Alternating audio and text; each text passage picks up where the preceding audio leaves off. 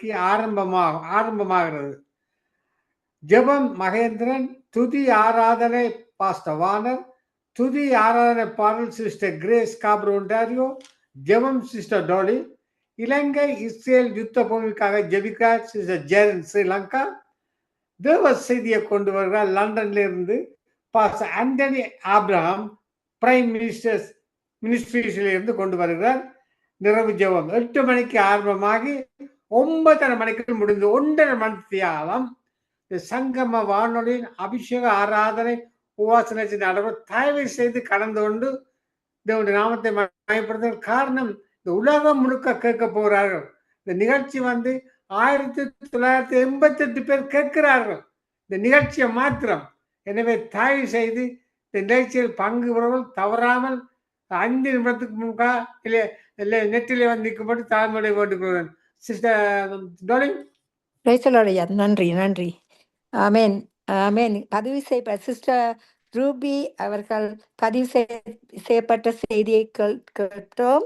கர்த்தர் ஆமென் அவருடைய நீதி வார்த்தைகள் மூலமாக எங்களுக்கு விடுதலை கொடுத்திருக்கிறார். அதே மாதிரி கர்த்தருடைய தரிசனம் இல்லாத ஜனங்கள் சீர்கட்டு போனார்கள். அதன்படி அருமையான வார்த்தைகள் கொடுத்து எங்களை ஆசீர்வதித்தார்கள். நீதிமொழிகள் 29:18, 1 சாமுவேல் 7:13, சங்கீதம் 138:2, 1 சாமுவேல் 3:1 அப்படி அதிகமான வார்த்தைகள் கொடுத்து எங்களை ஆசீர்வதித்தார்கள். அவர்களுக்கு அனுப்பி வைத்த வார்த்தைகளுக்கு நான் நன்றி செலுத்தி அவர்களுடைய குடும்பத்தாரையும் கர்த்தர் மென்மேலுமாக ஆசீர்வதிப்பாராக. மறுபடியாக நாங்கள் சிஸ்டர் அருந்ததி அவர்களை வரவேற்போமாக அன்போடு. Sister Arundhati. Praise the Lord. Praise the Lord. Okay. Praise the Lord. Praise the Lord. Praise the Lord sister. அவளோடு உங்களோட பார்த்து கொண்டிருக்கிறோம், நிகழ்ச்சிகளை கேட்டுக் கொண்டிருக்கிறோம். அன்பின் பிள்ளைகளே, இந்த நாட்களிலே நாங்கள் நினைவு கூறுவோம் தேவனுடைய கிருபை, எவ்வளவு இரக்கம். அவர் எங்களுக்கு இரட்சிப்பை கொடுத்து அந்த சமூகத்திலிருந்து எங்களை வேறு பிடித்து தம்முடைய பிள்ளைகளாகும்படி சலாக்கியத்தை தந்து அவர் நாமத்தின் நிமித்தம் நாங்கள் அப்பா பிதாவே என்று அழைக்கத்தக்கதான புத்திர சுவிகாரத்தின் ஆவியினால் எங்களை நிரப்பினார். அது மட்டுமல்ல, ஆச்சரியமான ஒளியினிடத்துக்கு வரவழைத்து அவருடைய புண்ணியங்களை அறிவிக்கும்படி தேவனங்களை தெரிந்தெடுத்தார். ஹல்லேலூயா. அதற்கு நாங்கள் என்னத்தை செலுத்துவோம்? அவருடைய அன்பு எவ்வளவு பெரிதென்று பார்த்து நாங்கள் ஸ்தோத்திரம் ஸ்தோத்திரம் நன்றி தகப்பனே என்று கூறுவோமாக. இந்த சம்பவத்திலே நாங்கள் பார்க்க போனால், இந்த யோனாவின் சம்பவம் கிறிஸ்துவ முன் 800 ஆண்டுகளுக்கு முன்பு நடந்தது என்று ஆராய்ச்சியாளர் கூறுகிறார்கள். இந்த யோனா யார் என்று பார்ப்போமானால், இவர் அமித்தாயின் குமாரன். இந்த அமித்தாய் யார் என்று நாங்கள் சரித்திரத்திலே பார்த்தால் 2 ராஜாக்கள் 14ஆம் அதிகாரம் 25ஆம் வசனம் இவ்விதமாய் கூறுகிறது. காத்தே பேர் ஊரானாகிய அமித்தாய் என்னும் தீர்க்கதரிசியின் குமாரன் யோனா என்னும் தம்முடைய ஊழியக்காரனை கொண்டு இஸ்ரவேலின் தேவனாகிய கர்த்தர் சொல்லியிருந்த வார்த்தையின்படியே இந்த அமித் பற்றி கூறப்படுகிறது. அப்ப இவருடைய தகப்பனும் ஒரு தீர்க்கதரிசி என்று அறியும்படியாக அந்த வார்த்தை சொல்லப்படுகிறது. நாங்கள் இங்கே பார்க்கிறோம், ஒரு பெண்ணுக்கு கனம் வரும் வேணா அது கணவன் நிமித்தமாக அதிகமாக வரும். அப்படித்தான் இஸ்ரவேலிலே அவர்கள் பெண்களை கணக்கிடுவார்கள். அந்த கனம் பொருந்திய ஸ்திரீ, அதாவது எலிசா காலத்திலே வாழ்ந்த சூனேமியால் என்ற கனம் பொருந்திய ஸ்திரியே இந்த அமித்தாயின் மனைவி என்று கூறுகிறார்கள். இப்படி ஆராய்ச்சியாளர், வேதத்திலே ஆதாரம் இல்லாவிட்டாலும் வேத நிபுணர்கள் ஆராய்ச்சியாளர்கள் இதை அவர்கள் பேசுவதை நான் பல இடங்களில் கேட்டிருக்கிறேன். அப்ப ஒரு பெண்ணுக்கு கனம் அவருடைய கணவனா என்றால் அவருடைய கணவனும் ஒரு தங்கள் பாட்ஷா மகன்தான் இந்த யோனா என்று சொல்லி அறியக்கூடியதாகவும் இருக்கிறது. அந்த அபித்தாயின் மகன் யோனா என்றதற்கு நாங்கள் புத்தகத்தை பார்க்கிறோம். ஆகவே இந்த தீர்க்கதரிசியுடைய மகன்தான் இந்த யோனா. அடுத்து நாங்கள் இந்த நினிவே நகரத்தை பற்றி பார்ப்போமானால், இது அசிரியாவின் தலைநகரம் என்று கூறப்படுகிறது. இந்த நினிவே பட்டணத்துல அசிரியா தான் முதலில் தோன்றிய சாம்ராஜ்யம் என்று சொல்லப்படுகிறது. முதலில் தோன்றிய சாம்ராஜ்யம் அசீரிய ராஜ்யம் தான். பின்புதான் பாபிலோன், பெர்சியா, ராஜாவின் காலத்திலே இந்தியா தொடக்கம் எத்தியோப்பியா, அதற்கு பின்பதாக மகா அலெக்சாண்டர் கிரேட் அவருடைய ராம்ராஜ்யம், ரோமர், அதன் பின்பு பிரித்தானியா என்று கூறப்படுகிறது. இது ஈராக்கின் வடபகுதி என்றும் கூறுகிறார்கள். இந்த நினிவேயின் அக்கிரமம் எப்படியாம், இந்த நினிவே பட்டணத்தின் அக்கிரமம் தேவ சமூகத்தில் வந்து எட்டியது. அவ்விதமாத்தான் தற்போது பல நாடுகளிலே நாங்கள் பார்க்க போனால் அக்கிரம பாவ சாபங்கள் தேவ சமூகத்தில் வந்து எட்டி இருக்கிறது. ஏனென்றால் நாம் கேட்கிற நிகழ்ச்சிகள் அப்படிப்பட்ட சம்பவங்கள், கண்கள் நாங்கள் கற்பனை கூட செய்து பார்க்க முடியாத கொடூரமான சம்பவங்களை நாங்கள் இந்த நாட்களிலே கேட்டுக்கொண்டு வருகிறோம். மனுஷகுமாரன் வரும்போது பூமியில் விசுவாசத்தை காண்பாரோ என்று அவர் சொன்னார். அது மட்டுமல்ல, அக்கிரமம் பெருகுவதால் அன்பு தணிந்து போகிறது என்று பார்க்கிறோம். இந்த யோவனா தீர்க்கதரிசி அவர் 3ஆம் வசனம் கூறுகிறது, கர்த்தருடைய சமூகத்திலிருந்து விலகி தர்சீக்கு ஓடி போகும்படி எழுந்து யோப்பாவுக்கு போய் தர்ஷிக்கு போகிற ஒரு கப்பலை கண்டு கூலி கொடுத்து, டிக்கெட் கொடுத்து, அங்கே அந்த நம்முடைய நாட்களிலே பார்க்க போனால் இப்ப நாங்கள் டிக்கெட் அங்கே போகிறதை பார்க்கிறோம். அப்ப இவருக்கு டிக்கெட் கொடுக்கிற அளவுக்கு இவரிடத்திலே சம்பாத்தியம் இருந்தது. அப்படி என்றால் ஆராய்ச்சியாளர் கூறுகிறார்கள், அந்த நாட்களிலே ராஜாவுக்கு தீர்க்கதரிசிகள் இருப்பார்களாம். ராஜாவுக்கு தீர்க்க தரிசனம் சொல்வதற்கு நாங்கள் தாவீது ராஜாட காலத்திலே பார்த்தோமானால் நாத்தான்வேல், காத்தன்ற தீர்க்கதரிசிகள் இருந்து அங்கே ராஜாவுக்கு எப்படி யுத்தம் செய்வது, அங்கு போவது என்பதற்கு ஆலோசித்ததை பார்க்கிறோம். விதமாய் பல தீர்க்கதரிசிகளுடைய சம்பவங்கள் நாங்கள் கேள்விப்படுகிறோம். ஆகவே ராஜாவுக்கு தீர்க்கதரிசி அவர்களுக்கு அங்கே அரண்மனைக்கு அருகிலே ஒரு வீடு கொடுத்து அவர்களை குடியிருக்க பண்ணுவார்கள். அப்படித்தான் இந்த யோனா இருந்தார் என்று கூறப்படுகிறது. ஆகவேதான் அவர் அவ்வளவு கொடுத்து அந்த தர்ஷிக்கு போற கப்பலிலே அவர் போக வேண்டி அவர் தீர்மானித்தார். கர்த்தருடைய சமூகத்திலிருந்து விலகும்படி அவர்களோட தர்ஷிக்கு போக கப்பலேறினார்.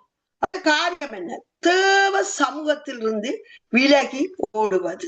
ஏனென்றால் அவர் அங்கே தேவ கட்டளைக்கு கீழ்ப்படிய. நாங்கள் அதை குறித்து பின்பு தியானிப்போம். இன்று நம்மில் அநேகரும் அதிகமாக குடும்பங்கள் நாங்கள் பார்க்கிறோம் இந்த நாட்களிலே தேவ சமூகத்துக்கு செல்வது குறைவு. ஏன் தேவ சமூகத்தை விட்டு ஏன் மனுஷர்கள் ஓடுகிறார்கள்? அவர்களுக்கு ஏன் விலகுகிறார்கள்? கர்த்தருடைய வார்த்தைக்கு கீழ்ப்படிய மனதில்லை. இப்படிப்பட்டதால் தான் அவர்கள் கர்த்தருடைய சமூகத்துக்கு, ஆலயத்துக்கு அதிகமாக வருவதில்லை. கர்த்தருடைய சபை விட்டு அவர்கள் தூரம் போகிறார்கள். கொஞ்சம் செல்ல செல்ல அவர்களுடைய வாழ்க்கையிலே அங்கே ஜெபம் குறைந்து விடும். வார்த்தை இல்லாவிட்டால் அவருடைய ஜெபம் கூட அருவருப்பாய் போய்விடும். கர்த்தருடைய சமூகம் அவர்களை விட்டு விலகி விடும் என்பதை நாங்கள் பார்க்கலாம். கர்த்தருடைய சமூகத்தை விட்டு ஒருவர் விலகி போனால் அந்த மனுஷன் வார்த்தையை நேசிக்க மாட்டான். ஆட்டோமேட்டிக்காகவே அவன் கேட்கிறதை விட்டு, பிதாவிடத்திலே அன்பு கூறுவதை விட்டு, வார்த்தைகளை கேட்படும் மட்டுமல்ல கீழ்ப்படியாமையும் அவர்கள் போய்விடுவார்கள்.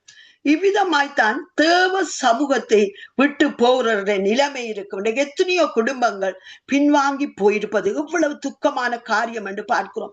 எவ்வளவு நீங்கள் அறிந்த குடும்பங்கள், நாங்கள் அறியாத குடும்பங்கள் எத்தனை. எல்லா தேசங்களிலும் நாங்கள் வாழ்கிற ஒரு சிறிய நாட்டிலே இவ்வளவு குடும்பங்கள் கர்த்தரை அறியாமல் தேவ சமூகத்துக்கு வராமல் ஏனோ தானோ என்று வாலிபர்கள் தங்கள் இச்சைப்படி தங்கள் விருப்பப்படி வாழ்கிறார்கள் என்றால் அறியாதவர்கள் எவ்வளவு பேர் வாழ முடியும் என்று சிந்தித்து பாருங்கள். அன்பானவர்களே, இவர்களுக்காக நாங்கள் ஜெபிக்க வேண்டியது எங்கள் மேல் விழுந்த கடமையும் தேவனும் அதைத்தான் எதிர்பார்க்கிறார். தேவ சமூகத்தை நாடி தேடி ஓடி வரும் ஆசை எங்களுக்கு இருக்கிறதா? எப்பொழுதும் தேவ சமூகத்தை நாடி தேடி ஜெபிக்கிறோமா? அவருடைய வார்த்தையை நாங்கள் கேட்கிறோமா என்று நாங்கள் சிந்தித்து பார்ப்போம். அன்று பழைய ஏற்பாடிலே தேவ சமூகத்தை நாடி தேடி வந்த ஜனங்கள் நாம் அநேகரை அறிவோம். மோசையை எடுத்துக்கொண்டான். அவன் எப்பொழுதும் தேவ சமூகத்தை நாடிய மனுஷன். அவர் அங்கே யாத்ரா 33:14 பார்க்கிறோம். அவர் தேவ சமூகத்திலே அங்கு ஜெபிக்கிறார். அதற்கு ஆண்டவர், என் சமூகம் உனக்கு முன்பாக செல்லும், நான் உனக்கு இளைப்பாறுதல் தருவேன் என்கிறார். அப்பொழுது அவன் அவரை நோக்கி, உம்முடைய சமூகம் என்னோட கூட செல்லாமல் போனால் எங்களை இவ்விடத்திலிருந்து கொண்டு போகாதிரும் என்று கூறி, நீர் எங்களோட வருவதனால் அல்லவோ என்று சொல்லி சமூகத்தை வாஞ்சித்து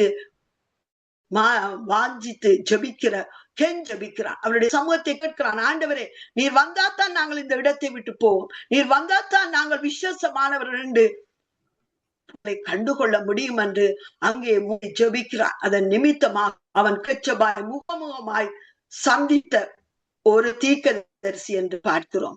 அன்பானவர்களே, கர்த்தருடைய சமூகத்தை வாஞ்சிப்பவன் கர்த்தருடைய ரகசியங்களை அறிவான். ஒரு சிநேகிதனை போல அவர் அங்கே அந்த மோசையோடு உறவாடுகிறதை பார்க்கிறோம். அது மட்டுமல்ல, அவர் சமூகத்திலே காத்திருந்த பொழுது 40 நாள் அதிலே மூழ்கி இருந்ததை பார்க்கிறோம்.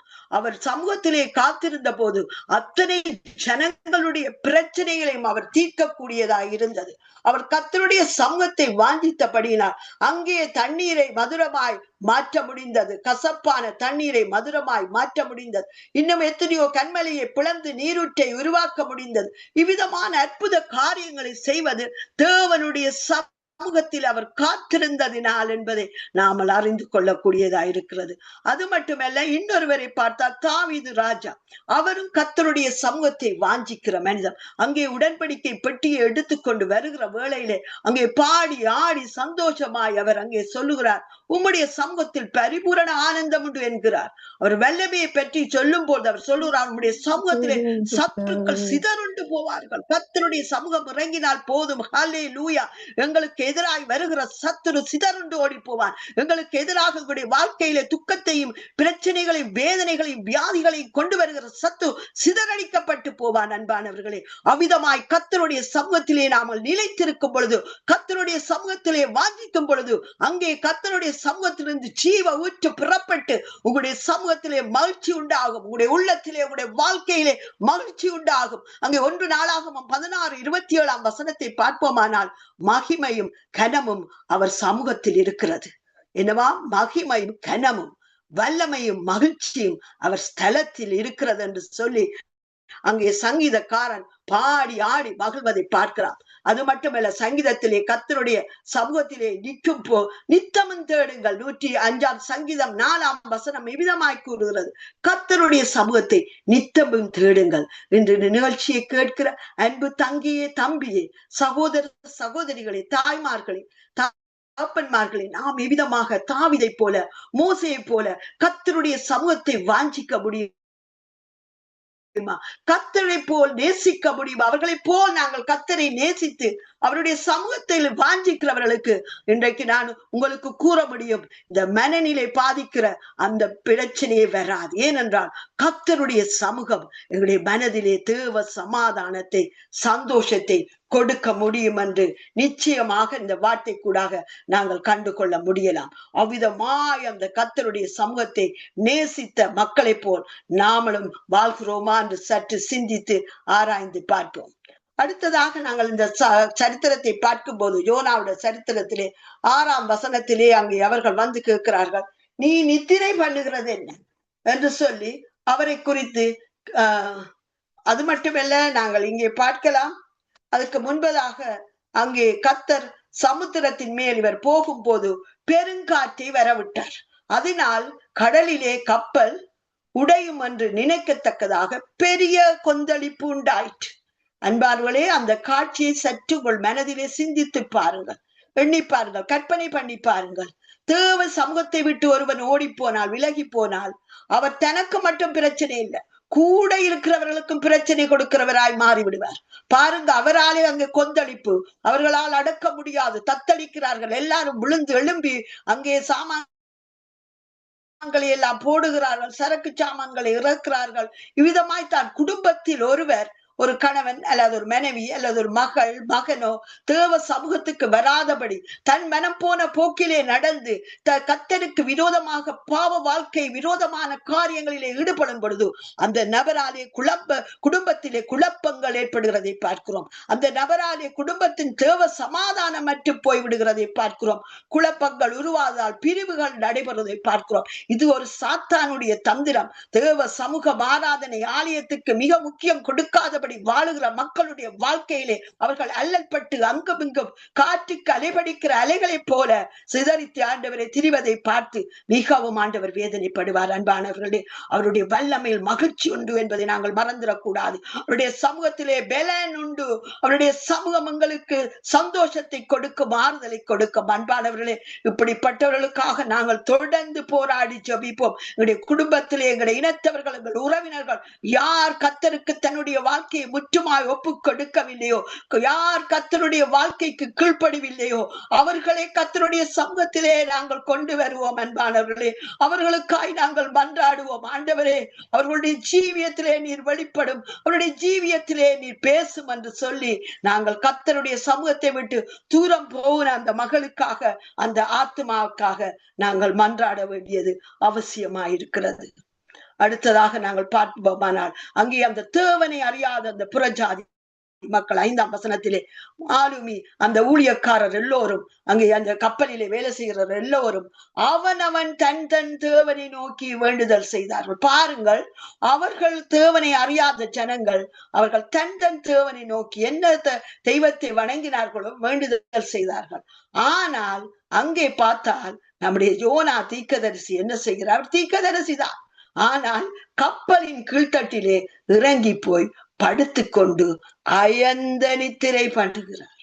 அயர்ந்த நித்திரை. அங்கே ஜனங்கள் கத்துகிறார்கள், கப்பலிலே இருக்கிறவர்கள் எல்லாம் கலங்கி தவித்து சத்தம் போடுகிறார்கள். ஆனால் யோனா தீர்க்கதரிசியோ அயர்ந்த நித்திரை. அன்பானவர்களே, கர்த்தருடைய சமூகத்தை விட்டு ஓடி போகிறவர்கள், கர்த்தருடைய சமூகத்தை விரும்பாதவர்கள் மாம்ச பிரகாரம் மட்டுமல்ல, ஆவிக்குரிய பிரகாரம் ஒரு நித்திரை. அது என்ன நித்திரை? அது ஆவிக்குரிய மரணம். அதை அறியார், அதை அவர்கள் உணர மாட்டார்கள். அவ்விதமாத்தான் அவர்களுடைய வாழ்க்கை வாழ்ந்து கொண்டிருப்பார்கள். தேவ சமூகத்தை வாஞ்சித்து தேடாமல் போனால் எப்படி புயல்கள் உண்டாகிறதோ அதை கூட அறிய மாட்டார்கள். புயல் உண்டான போது யோனா நித்திரை பண்ணியது போல இவர்களும் சத்துருவாகிய பிசாசானவன் அவர்களுடைய மனநிலை பாதிக்கு மட்டும், அவருடைய மனநிலை போட்டு உலுக்கு மட்டும் அவர்கள் தன்னிலேயே உணராதபடி அங்கே ஒரு ஆவிக்குரிய அங்கே பிசாசானவனை கொண்டு வருவதை பார்க்கிறோம். அன்பானவர்களே, இவ்விதமான ஆத்துமாக்களை நாம் காணும் போது அவர்களுக்காக நாங்கள் பரிதபித்து ஜெபிப்பது மிகவும் முக்கியம். கர்த்தர் அதைத்தான் நம்மிடத்திலே எதிர்பார்க்கிறார். அங்கே பார்க்கிறோம் 6ஆம் வசனத்திலே, நீ நித்திரை பண்ணுகிறது என்ன? எழுந்திரு, உன் தேவனை நோக்கி வேண்டிக்கொள், நாம் அமிழ்ந்து போகாதபடிக்கு சுவாமி ஒருவேளை நம்மை நினைத்தருள்வார் என்றார்.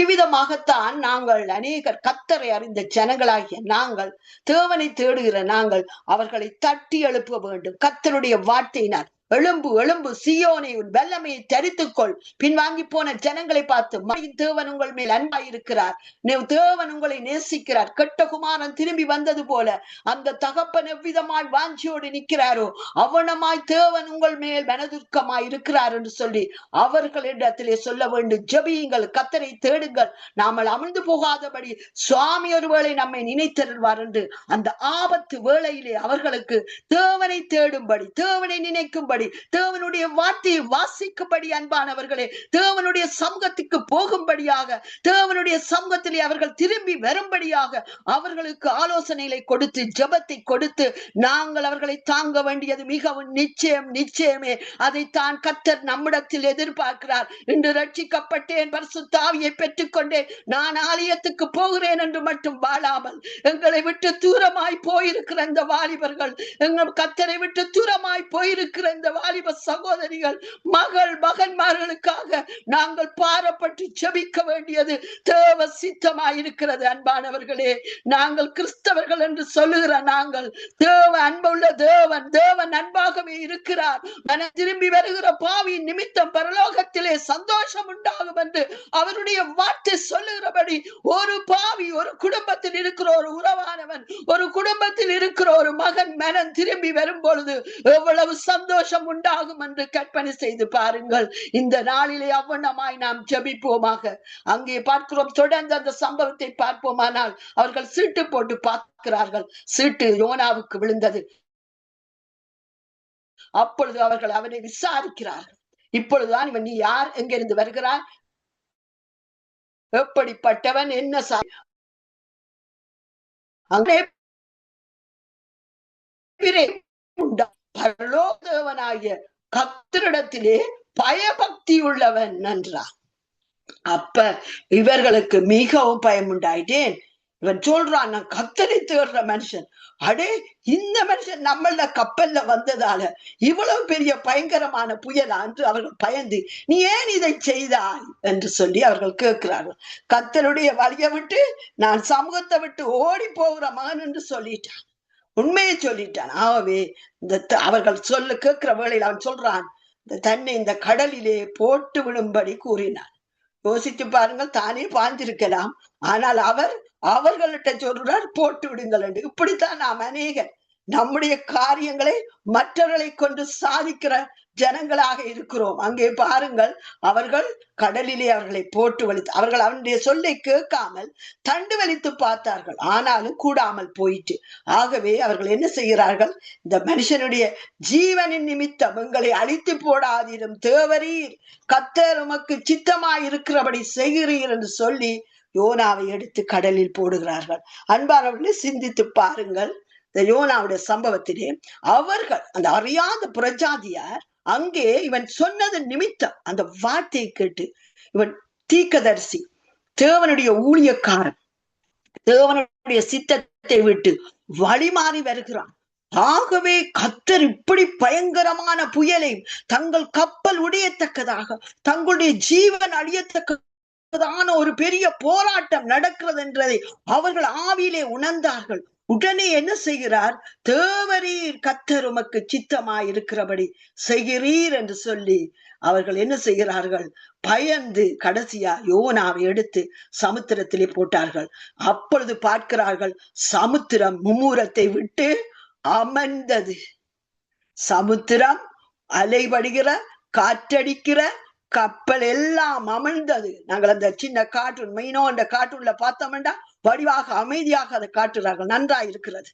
பாருங்கள், இவ்விதமா எல்லாம் அடங்கி போயிட்டு, காற்றையும் கடலையும் அமர்த்திய தேவன் இறையாதே அமைதலாயிருந்த போது எல்லாம் கீழ்ப்படிந்தது. இயற்கையே தந்த கட்டுப்பாட்டுக்குள் வைத்திருக்கும் இயேசு கிறிஸ்து தான் நம்முடைய இருதயத்திலே வாழ்கிறார். ஏன் கலங்குகிறீர்கள்? இந்த செய்தியை கேட்கிற அன்பான தாயே, உன் வியாதியை குறித்து கலங்காதே. தகப்பனை, உன் தனிமையை குறித்து கலங்காதே. கர்த்தர் உன்னோடு இருக்கிறார். காற்றையும் கடலையும் அதட்டிய தேவன் இறையாதே என்ற போது எல்லா இயற்கையும் அவருக்கு கீழ்ப்படுகிறது அல்லவா?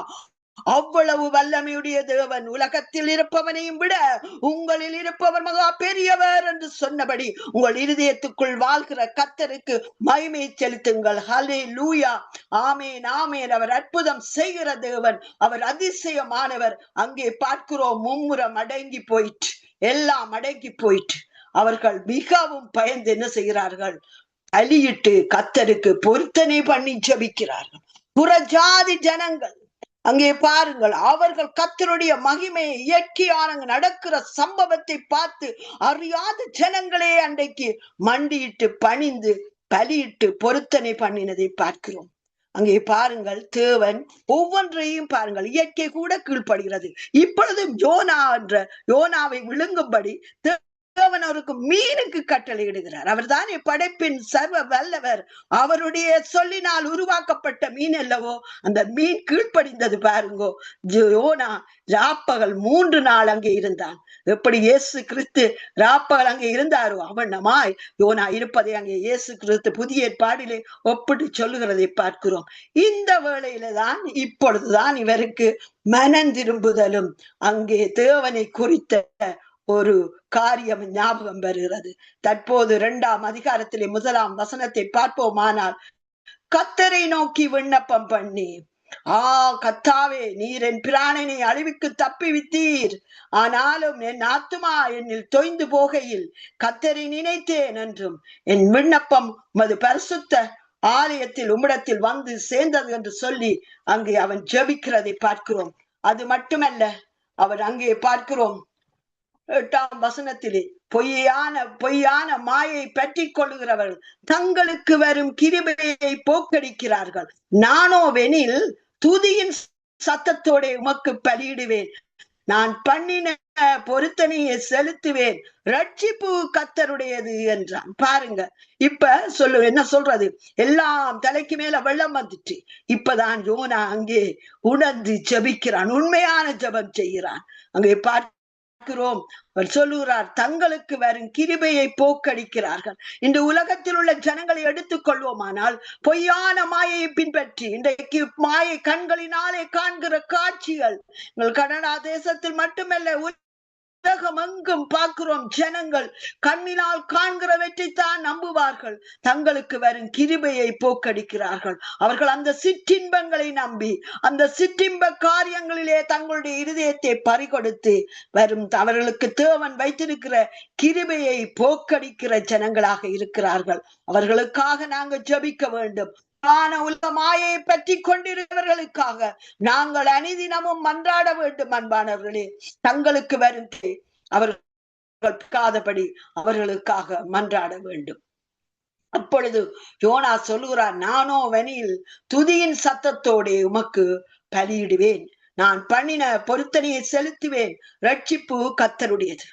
ஆம் அன்பானவர்களே, நாங்கள் ஜெபிக்கலாம், நாங்கள் பொருத்தனை பண்ணி ஜெபிக்கலாம், மற்றவர்களுக்காக வேண்டுதல் செய்யலாம்.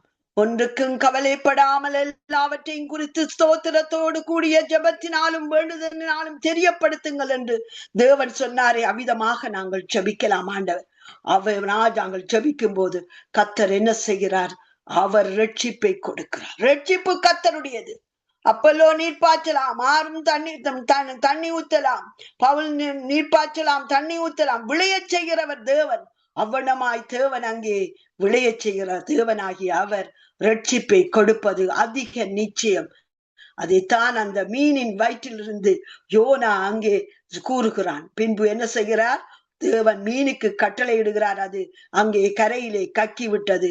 இப்படித்தான் நம்மில் அநேகர் பிரச்சனைகள் பெருக்கெடுத்து போது, தலைக்கு மேல் வரும்போது, வெள்ளம் பெறுகிற போது, நாங்கள் அந்த வேளையிலே அவருடைய அன்பை நினைத்து மனம் திரும்பும் போது, பொருத்தனை பண்ணி ஜெபிக்கும் போது, ஆபத்து நேரிடும் போது, உண்மையான உள்ளத்தோடு அவரிடத்திலே மனம் திரும்புகிற பாவியை ஆண்டவர் இரக்கமுள்ள தேவன் மனம் திரும்புகிற பாவியை ஏற்றுக்கொள்ளும் நம் பரமபிதா மன்னித்து ஏற்றுக்கொள்வார் என்பது இவருடைய வாழ்க்கையிலிருந்து நமக்கு ஒரு பாடமாக இருக்கும். இரண்டாம் தரம் கர்த்தருடைய வார்த்தை அவனுக்கு உண்டாகிறது. யோனா கீழ்ப்படிந்து நினிவேக்கு போகிறார். நாங்கள் ஷார்ட்டா பார்ப்போம். அங்கு 3 நாள் பிரயாணம் பண்ணி இன்னும் 40 நாட்கள் உண்டு, அப்பொழுது நினிவே கவிழ்க்கப்பட்டு போம் என்று கூறினார். 40 நாட்கள் தேவன் நினிவேக்கு கொடுக்கிறார். அன்பானவர்களே, எங்களுடைய உலகத்துக்கும் தேவன் ஒரு நாள் கொடுத்திருக்கிறார். அதற்கு முன்பதாக அவருடைய செய்தி சுவிசேஷம் எங்கும் பிரசங்கிக்கப்படும் வேண்டும், அப்பொழுதுதான் முடிவு வரும் என்று சொல்லுகிறார்கள். அது மட்டுமல்ல, அவருடைய வருகை வரும் என்று நாங்கள் விசுவாசித்து கர்த்தரை துதிப்போம். ஆகவே இந்த கிருபையின் நாட்கள், இந்த 40 நாட்களிலே அங்கே பார்க்கிறோம், அந்த நினிவேயில் உள்ள ஜனங்கள், ராஜா, பிரதானி, அவர்கள் யாவரும் தேவனை விசுவாசித்து உபவாசம் செய்யும்படி கூறுகிறார்கள். பெரியோர் முதல் சிறியோர் வரை ரெட்டுடுத்தி கொண்டார்கள்.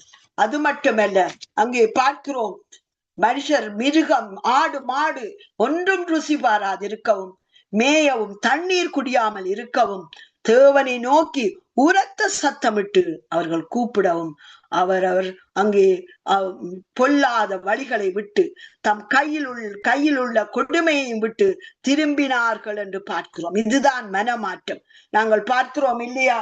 அங்கே நாங்கள் ஒரு வார்த்தை வாசிக்கலாம். நாங்கள் 2ஆம் நாளாக 7ஆம் அதிகாரத்திலே அங்கே கூறப்படுகிறது, எல்லோரும் தம்முடைய ஜனங்கள் தம் பொல்லாத வழிகளை விட்டு மனம் திரும்பும் பொழுது தேவன் அவர்களுடைய ஜெபத்தை கேட்டு பதில் கொடுக்கிறார் என்று அவருடைய வார்த்தை சொல்லுகிறது.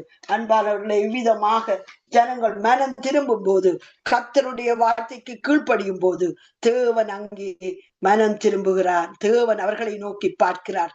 அவர்கள் பொல்லாத வழிகளை விட்டு திரும்பி கொண்டு அவர்களுடைய கிரியைகளை விட்டு அவர்கள் மனம் திரும்பினதை தேவன் கண்ணோக்கி பார்த்தார். அவருடைய கிரியைகளை பார்த்து தாம் அவர்களுக்கு செய்வேன் என்று சொல்லியிருந்த தீங்கை குறித்து மனஸ்தாபப்பட்டு அதை செய்யாதிருந்தார். யோனா தீர்க்கதரிசி கடைசியா இறுதியிலே கர்த்தரை குறித்து சொல்வதை பாருங்கள். நீர் இரக்கமும் மன உருக்கமும் நீடிய சாந்தமும் மிகுந்த கிருபையும் உள்ளவர், தீங்குக்கு மனஸ்தாபப்படுகிறமான தேவன் என்று நான் அறிவேன் என்றான். அன்பின் பிள்ளைகளே, தேவனுடைய ஜனங்களே, கர்த்தர் நம் வாழ்வில் இரக்கம் செய்கிறவர். அது மட்டுமல்ல, நம் வாழ்வில் ஏற்படுகிற தீங்குகள் போராட்டங்கள் எல்லாவற்றையும் அவர் அவதானித்து அதை குறித்து மனஸ்தாபப்படுகிறவர் தேவன். நீங்கள் மட்டும் மனஸ்தாபம் அல்ல, உங்கள் பெற்றார் மட்டும் மனஸ்தாபம் அல்ல, உங்களை குறித்து மனஸ்தாபப்படுகிற தேவன் ஒருவர் உண்டு.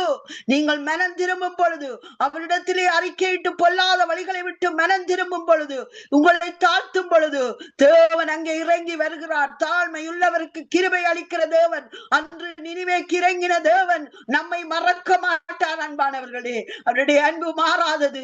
அவருடைய இரக்க கிருபை நீடிய சாந்தம் தயவும் உள்ள தேவன் அங்கே யோனா என்று அறிக்கையிட்டு ஜெபிக்கிறதை பார்க்கிறோம். இன்றும் அதே போல உங்கள் வாழ்க்கையில் இருக்கிற தேவைகள், போராட்டங்கள் எல்லாவற்றையும் அவர் நீக்க நீதியும் உண்மையும் உள்ள தேவனாய் இருக்கிறார். அன்று புறஜாதியார் அசீரியரை மனம் திரும்ப பண்ணி தேவன் இன்றைக்கு கர்த்தர் உங்கள் வாழ்வில் நிச்சயமாக மனஸ்தாபப்பட்டு உங்களை மன்னித்து ஆசீர்வதிப்பது அதிக நிச்சயம் அல்லவா? அன்று அந்த புறஜாதியார் கர்த்தரை தேடிய வேளையிலே அந்த நினிவே அழியாதபடி காப்பாற்றப்பட்டது போல உங்கள் குடும்பமும் உங்களுடைய வம்சமும் உங்களுடைய இனத்தவர்களும் உங்களுடைய சபை மக்களும் உங்களுடைய நாட்டு ஜனங்களும் பாதுகாப்பது அதிக நிச்சயம் என்று நான் கூறுகிறேன். ஏனென்றால் அவர் நீதியும் உண்மையும் உள்ளதவர். அவர் நேற்றும் இன்றும் என்றும் மாறாதவர். அன்று அந்த நினிவேக்கு இறங்கின தேவன் நம்முடைய நாட்டு மக்களுக்காக, நம்முடைய சபை மக்களுக்காக, நம்முடைய குடும்பத்து ஜனங்களுக்காக, உறவினருக்காக இறங்குவது அதிக நிச்சயம். இந்த நேரத்திலே நாங்கள் எங்கள் வாழ்க்கையை ஆராய்ந்து கர்த்தருடைய சமூகத்திலே ஒப்புக் கொடுப்போம். அன்பின் தகப்பனே, நினிவே மக்கள் அன்று ஆண்டவரை பொல்லாத வழிகளை விட்டு மனம் திரும்பியது போல இன்று ஆண்டவரை இந்த சத்தத்தை கேட்கிற நாங்கள் ஒவ்வொருவரும் ஆண்டவரே எங்களுடைய காரியங்களை உங்களுடைய கரத்தில் ஒப்புக் கொடுக்கிறோம். எங்களுடைய வாழ்க்கையை ஒப்புக் கொடுக்கிறோம். நாங்கள் உம்மை விசுவாசிக்கிறோம் அப்பா.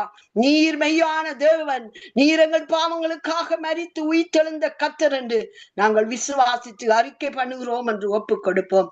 தேவன் எங்கள் ஒவ்வொருவரையும் ஆசீர்வதிப்பார். அன்பானவர்களே, வாழ வைப்பார். அன்று நினிவேயை ஆசீர்வதித்த தேவன், தீங்குக்கு மனஸ்தாபப்பட்ட தேவன், எங்களுடைய வாழ்க்கையின் எதிர்காலங்களை அறிந்தவர், எங்களுடைய பிள்ளைகளுடைய எதிர்காலங்களை அவர் அறிந்தவர், எங்களுடைய பிள்ளைகளை வாழ வைக்க அவர் அறிந்தவர். அவர்களை உயர்த்தவரால் கூடும், எல்லாம் அவரால் கூடும் என்று விசுவாசிப்போம். அன்று மரியாள் சொன்னால் தேவனால் கூடாதது ஒன்றுமில்லை என்று தேவதூதன் சொன்ன போது அவள் எப்படி விசுவாசித்தாளோ அவ்வண்ணமாய் நாங்களும் இந்த நினிவே மக்களை போல எங்களுடைய பொல்லாத வழிகளை விட்டு மனம் திரும்புவோம், ஒப்புக் கொடுப்போம். தேவன் தாமே உங்களை ஒவ்வொருவரையும் ஆசீர்வதிப்பாராக. ஜெபிப்போம். எங்களை நேசிக்கிற எங்கள் அன்பு தகப்பனே, இந்த வேளையில வார்த்தை கேட்ட ஒவ்வொரு மக்களுக்காய் துதிக்கிறேன் சுவாமி. விசேஷமாய் இந்த ஊழியத்தை செய்கிற உம்முடைய அடியார்களுடைய குடும்பங்களுக்காய் ஸ்தோத்தரிக்கிறேன். அவர்கள் கையிட்டு செய்கிற இந்த ஊழியத்தை ஆசீர்வதி. உம்முடைய நாமத்தை அவர்களுக்கூடாக மகிமைப்படுத்தும். இருதயத்திலே இருக்கிற எல்லா கவலைகளையும் தேற்றி ஆண்டவரே, நீர் உன்னை நான் விட்டு விலகுவதும் இல்லை, கைவிடுவதும் இல்லை என்று வாக்களித்தபடி அவர்களோடு கூட இருந்து வழி நடத்தும்படியாய் ஜெபிக்கிறேன். ஆண்டவரே, வெற்றியை கொடுங்க சுவாமி. ஆசீர்வாதத்தை கட்டளையிடுங்க. உன் வாயில் அருளிய வார்த்தையும் ஆண்டவரே உன் சந்தானத்தின் மேலும் சந்ததி மேலும் ஆண்டவரே ஆசீர்வதிப்பேன் என்று சொன்ன தேவன் ஆசீர்வதிக்கும்படி ஜெபிக்கிறேன். ஆண்டவரே, கர்த்தாவே உம்முடைய நாமத்தினாலே அவர்கள் ஒவ்வொருவரையும் பேர் பெயராக நான் ஒப்புக் கொடுக்கிறேன் சுவாமி. ஆண்டவரே, உம்முடைய ஊழியக்காரரை ஆசீர்வதித்து மேன்மைப்படுத்த உம்முடைய கையினால் ஆகும் என்று நாங்கள் விசுவாசிக்கிறோம். இந்த ஊழியத்துக்கு எதிராய் வருகிற சத்துருவின் சகல திட்டங்களை நசரேயனாகிய இயேசு கிறிஸ்துவின் நாமத்தில் இல்பொருளாக்குவோம். அவன் 7 வழியாய் ஓடி போவானாக இயேசுவின் நாமத்தினால் கட்டளையிட்டு ஜெபிக்கிறோம். கர்த்தராகிய வல்லமையுடைய இயேசுவின் ரத்தம் ஒவ்வொருவரையும் மூடி பாதுகாக்கட்டும். அதே போல் கேட்ட மக்கள் ஒவ்வொருவரையும் ஆசீர்வதிங்க. ஒவ்வொரு பிள்ளைகளையும் தேற்றுங்க, பேசுங்க, வழி நடத்துங்க. உம்முடைய நாமம் அவர்களுக்கு கூட மகிமைப்படட்டும். கர்த்தரை அறிகிற அறிவிலே அவர்களை சந்திக்கும்படியாய் வெளிப்படும்படியாய் ஜெபிக்கிறேன். ஆசீர்வதிங்க சுவாமி. உம்முடைய ஜீவ வசனங்களை கொண்டு அவர்களை பலப்படுத்தும்படியாய் ஜெபிக்கிறேன். தொடர்ந்து உம்முடைய வேத வசனங்களை வாசிக்கவும், உம்முடைய தேவ சமூகத்துக்கு வாஞ்சித்து தேடவும் ஆண்டவரே, தனி அறையிலும் ஆண்டவரே சபையிலும் தேடி செல்ல அவர்கள் ஒவ்வொருவரையும் ஆசீர்வதித்து வழிநடத்த போறபடியால் நன்றியோடு துதிக்கிறேன். எல்லா துதி கன மகிமை யாவும் உங்கள் கர்த்தராகிய இயேசு கிறிஸ்துக்கே செலுத்தி இயேசுவின் பலமுள்ள நாமத்தில் ஜெபித்து ஆசீர்வாதங்களை பெற்றுக் கொள்கிறேன் நல்ல பிதாவே. ஆமேன் ஆமேன் ஆமேன் ஆமேன். நன்றி சிஸ்டர். இருந்தது ஒரு அருமையான வெளிப்பாட்டை. யோனாவின் சரித்திரத்திலே அநேக காரியங்களை நாங்கள் கற்றுக்கொண்டோம். அதாவது யோனா 2 ராஜாக்கள் 16 அபித்தாவின் மகன் அதை வெளிப்படுத்துகிறார். மிகவும் ஆசம். அதாவது கப்பலிலே யோனா செய்த பிழையினாலே அங்கே உள்ளோருக்கு ஆபத்து வந்தது. அதே போல ஒரு குடும்பத்தில் ஒரு மகனோ ஒரு மகளோ ஒரு கணவனோ ஒரு மனைவியோ தேவ சமூகத்தை விட்டு விலகி போனால் எப்படி அந்த கப்பலிலே சம்பவம் நடந்ததோ அப்படியான சம்பவம் நடக்கும் என்பதை நீங்க மிகவும் தெளிவாக விளங்கப்படுத்தி இந்த சரித்திரம் எங்களுக்கு என்ன கற்று தருகிறது என்று சொன்னாங்க. ஆண்டவருடைய வார்த்தையை நம்பணும், தேவனை நம்பி வாழ வேண்டும், பெரியோர் கேட்க வேண்டும். அப்படியான இந்த செய்தியை கொடுத்தது மிகவும் ஆசீர்வாதம். மற்றொன்று சிஸ்டர், இந்த நினிவே அந்த காலத்து மக்கள் யார் மீன் வாயிலிருந்து வந்து விழுகிறார்களோ அவருடைய சொல்லை கேட்பார்கள். பழைய ஒரு சரித்திரம் இருந்தது. யார் வாராரோ அவர் யோனா கக்க வச்சா